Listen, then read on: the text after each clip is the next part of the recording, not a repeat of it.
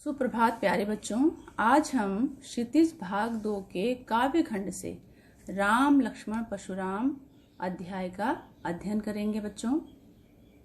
और इस अध्याय का अध्ययन करने से पहले हमें हिंदी साहित्य के इतिहास का ज्ञान होना अति आवश्यक है। तो बच्चों, हिंदी साहित्य के इतिहास को 4 भागों में बांटा गया है। पहला है आदिकाल या वीर गाथा काल, दूसरा है पूर्व मध्यकाल या भक्ति काल, तीसरा है उत्तर मध्यकाल या रीतिकाल, चौथा है आधुनिक काल या गद्य काल।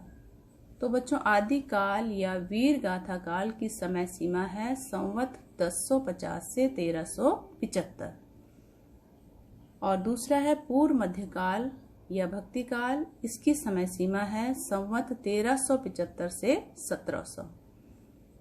तीसरा है बच्चों उत्तर मध्यकाल या रीतिकाल। इसकी समय सीमा है संवत 1700 से 1900 और चौथा है आधुनिक काल या गद्य काल। इसकी समय सीमा है संवत 1900 से आज तक। तो बच्चों, आदिकाल या वीर गाथा काल में जितनी भी रचनाएं हुई हैं वे वीर रस से ओतप्रोत रही हैं और पूर्व मध्यकाल या भक्ति काल में जितनी भी रचनाएं हुई हैं वे भक्ति की ओर उन्मुख रही हैं। और तीसरा है उत्तर मध्यकाल या रीतिकाल। इस काल में नायक नायिका के सौंदर्य का वर्णन किया गया है और श्रृंगार रस की बहुलता रही है और इस काल में अलंकारों का भी अधिक प्रयोग किया गया है। चौथा है बच्चों आधुनिक काल या गद्य काल। इस काल में जितनी भी रचनाएं की गई हैं उसमें गद्य की ओर ही ज्यादा जोर दिया गया है। तो बच्चों, ये था हिंदी साहित्य का इतिहास।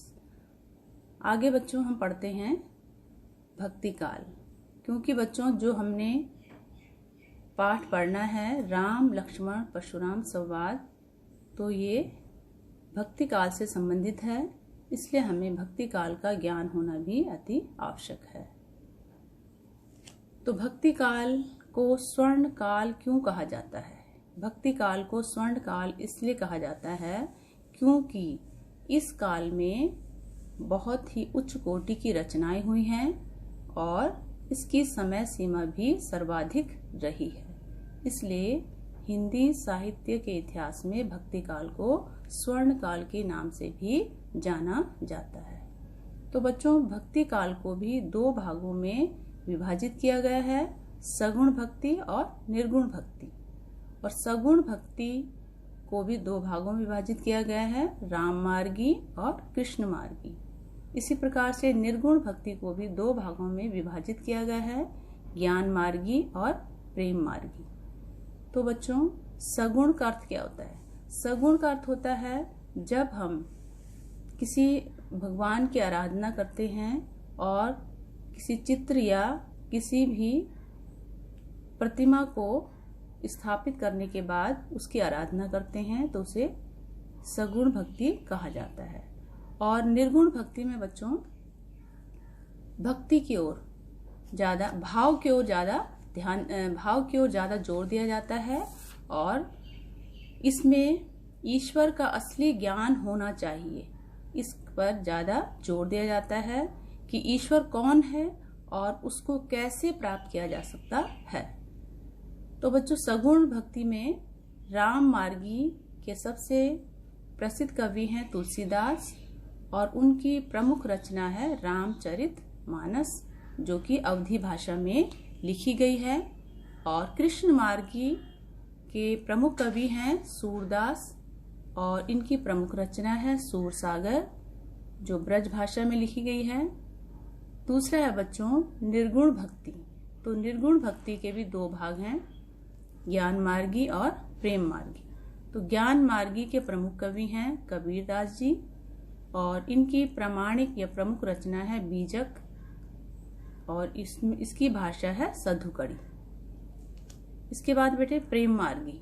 तो प्रेम मार्गी के प्रमुख कवि हैं मलिक मोहम्मद जायसी और इनकी प्रमुख रचना है पद्मावत और इसकी भाषा है अवधी।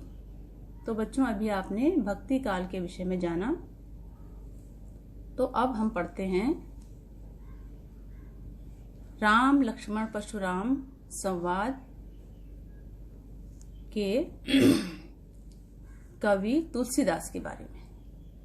तो तुलसीदास जी का जन्म सन 1532 में बांदा जिले के राजापुर गांव में हुआ था, लेकिन कुछ विद्वान मानते हैं कि इनका जन्म सोरो जिला एटा में हुआ था। बच्चों, इनकी मृत्यु सन 1623 ईस्वी में काशी में हुई और इनकी माता का नाम था श्रीमती हुलसी। पिता इनके श्री आत्माराम दुबे थे और इनका बचपन जो है बड़े ही कठिनाइयों में बीता, क्योंकि बहुत ही जल्दी इनके अपने माता पिता से बिछो हो गया था। तो इनकी प्रमुख रचनाओं के बारे में जानते हैं बच्चों। इनकी प्रमुख रचनाएं हैं रामचरितमानस, गीतावली, दोहावली, कवितावली, विनय पत्रिका, पार्वती मंगल, जानकी मंगल आदि। अब बच्चों इनके काव्यगत विशेषताओं के बारे में हम जान लेते हैं। तुलसीदास राम काव्य परंपरा के प्रतिनिधि कवि थे और एक आदर्श समाज सुधारक थे, दार्शनिक थे एवं युग प्रवर्तक कवि थे। तो बच्चों हमने राम लक्ष्मण परशुराम संवाद अध्याय का अध्ययन करना है। तो उससे पहले हम तुलसीदास जी की जीवन परिचय के बारे में पढ़ रहे हैं। अब हम पढ़ते हैं भाषा शैली। तो इन्होंने अपना अधिकांश काव्य भाषा अवधी भाषा में किया है और किंतु ब्रज भाषा पर भी इनका पूर्ण अधिकार प्राप्त था इन्हें। तो वे दोनों ही भाषाओं में महारथी हासिल कर चुके थे। उन्होंने रामचरितमानस की रचना अवधी में की है और विनय पत्रिका ब्रज में। इनकी भाषा में संस्कृत की कोमलकांत पदावली और सुमधुर झनकार है, यानी इनकी जितनी भी रचनाएं हैं उसमें संस्कृत भाषा का भी मेलजोल है और बड़ी ही इनकी भाषा मधुर है। इन्होंने अपने काव्य में अलंकारों का भी स्वाभाविक रूप से प्रयोग किया है। अलंकारों में प्रमुख हैं उपमा, रूपक, उत्प्रेक्षा और अनुप्रास। इसके साथ ही साथ इन्होंने अपनी रचनाओं में दोहा, चौपाई, सोरठा, कवित और सवैया उनके प्रमुख छंद थे, इनका भी इन्होंने इसमें प्रयोग किया है। तो बच्चों अब आप आगे पढ़ते हैं राम लक्ष्मण परशुराम संवाद काव्य का संदर्भ। ये कहाँ से लिया गया है? बच्चों यह अंश रामचरितमानस के बालकांड से लिया गया है और जब महर्षि विश्वामित्र राम और लक्ष्मण को अपने साथ वन में ले जाते हैं तो उसके पश्चात वे उन्हें विश्व विख्यात प्राचीन शिव धनुष को दिखाने के लिए मिथिला लेकर जाते हैं और राजा जनक ने जहां अपनी बेटी के स्वयंवर की शर्त रखी थी कि जो भी इस शिव धनुष को तोड़ेगा या इस पर प्रत्यंचा चढ़ाएगा उसी से सीता का विवाह होगा। किंतु वहां पे बहुत से राज्यों से राजा महाराजा आए थे, उनमें से कोई भी उस धनुष पर प्रत्यंचा नहीं चढ़ा पाया। प्रत्यंचा चढ़ाना तो दूर की बात है, वे उस धनुष को हिला भी नहीं पाए। तो अंत में महर्षि विश्वामित्र की आज्ञा से राम ने उस धनुष पर, उस शिव धनुष पर प्रत्यंचा चढ़ाने की कोशिश की, किंतु इस प्रयास में धनुष टूट जाता है।